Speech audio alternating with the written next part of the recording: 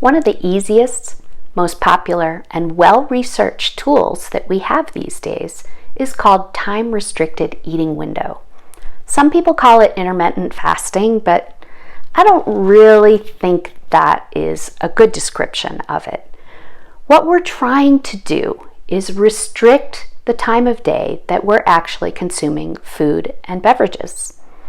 So, for example, a lot of times I will just eat either breakfast and lunch or lunch and dinner.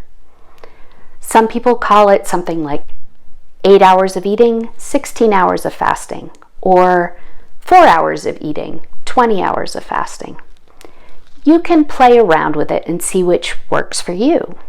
To start with a bigger chunk that you're eating. Maybe you're eating breakfast, lunch, and dinner, but you're squishing them into a smaller period during the day. Now remember that fatty drinks such as bulletproof coffee or even coffee with heavy whipping cream or Alison's creamer in it, that counts. That is not fasting.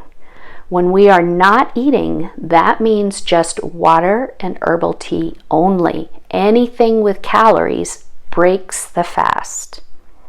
So why is this important? What is happening is your body is taking out the trash. Well, what's the trash?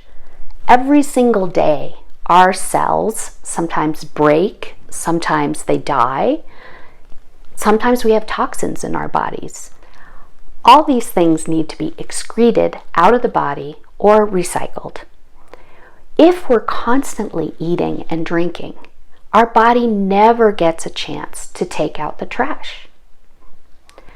Besides taking out the trash, we also have immune system regulation and mitochondrial repair.